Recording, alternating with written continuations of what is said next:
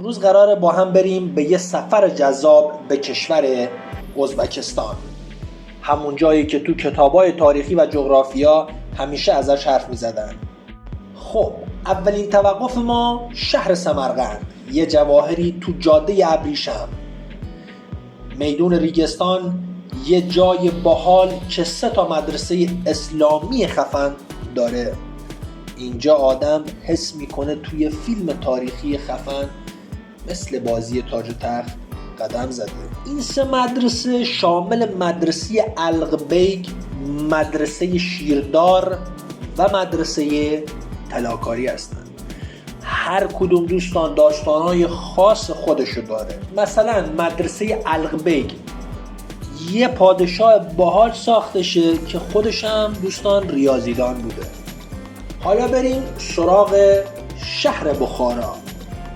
دوستان شهر سمرقند و بخارا شما رو یاد یه شعری نمیندازه؟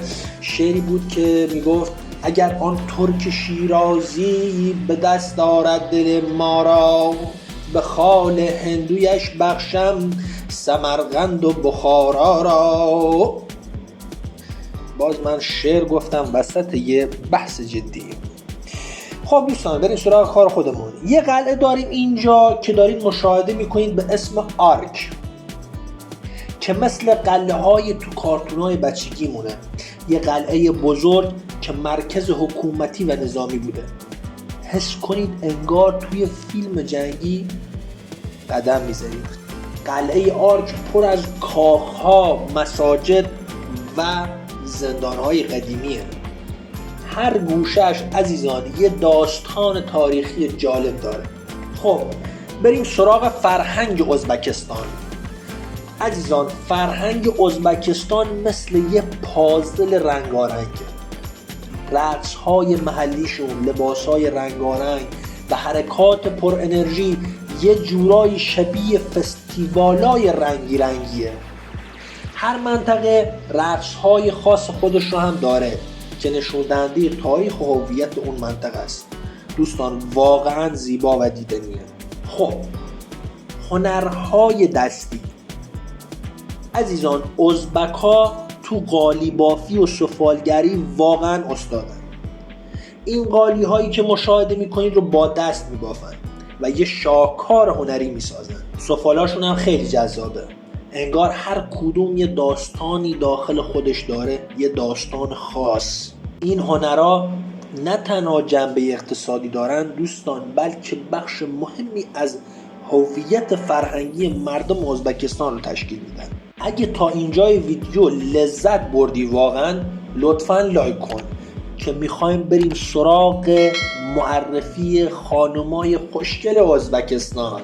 خب دوستان نوبتی هم که باشه نوبت خانم‌های زیبا و دختران خوشگل ازبکستان. اینجا واقعا پر از زیباییه. از زنان محلی با لباس‌های رنگارنگ و شاد گرفته تا دختران مدرن با استایل‌های جدید و بروز. زنان ازبکستان نه تنها از نظر ظاهر زیبا هستند عزیزان، بلکه خیلی مهربون و مهمان نواز هستند. ترکیب سنت و مدرنیته رو تو زندگی روزمرهشون میبینید. خلاصه اگه رفتید ازبکستان حتما باهاشون آشنا بشید، پشیمون نمیشید. حالا بریم سراغ طبیعت ازبکستان. دریاچه آرال که مشاهده میکنید یک زمانی یکی از بزرگترین دریاچه‌های دنیا بود. الان به خاطر پروژه‌های آبیاری شوروی سابق متاسفانه تقریبا خشک شده. منظره‌اش مثل صحنه‌های آخرالزمانی پر از کشتی‌های بیل نشسته و زمین‌های خشک. این اتفاق یه فاجعه زیست محیطی بود که تأثیرات زیادی روی زندگی مردم منطقه داشت.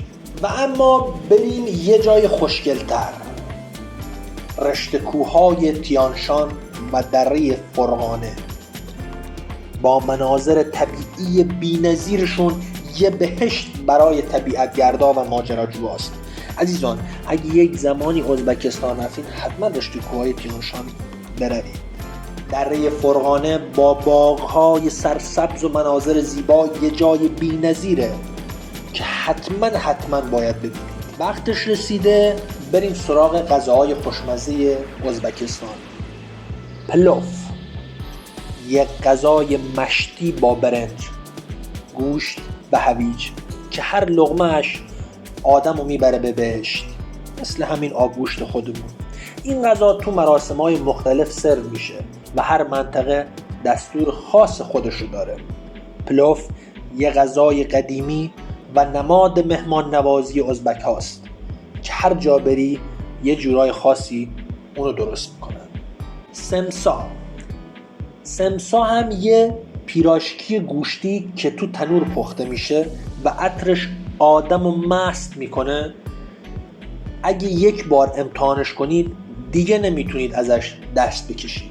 دوستان، این پیراشکی تو خیابونا هم فروخته میشه و میتونید تو هر گوشه از شهر یه سمسا فروشی پیدا کنید. عزیزانی که قبلا سمسا خوردن لطفا نظرشونو داخل کامنت ها بگن. بریم سراغ آدمای خفن ازبکستان.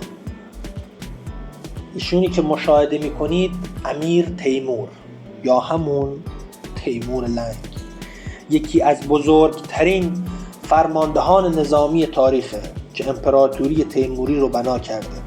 یه جورایی میشه گفت مثل ناپلئون یا اسکندر، اما با استایل شرقی. علیشیر نوایی، شاعر بزرگ، ابوریحان بیرونی، دانشمند و محقق برجسته.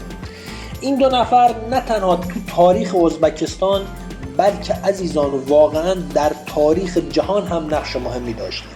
علی شیرنوایی با اشعار زیبایش و ابوریحان بیرونی با تحقیقات علمیش تأثیرات عمیقی روی فرهنگ و علم گذاشتند. خب دوستان، این بود سفر ما به کشور ازبکستان. کانال رو سابسکرایب کنید تا ویدیوهای باحال بعدی رو از دست ندید. تا ویدیوی بعدی، خدایا رو نگهدارتون.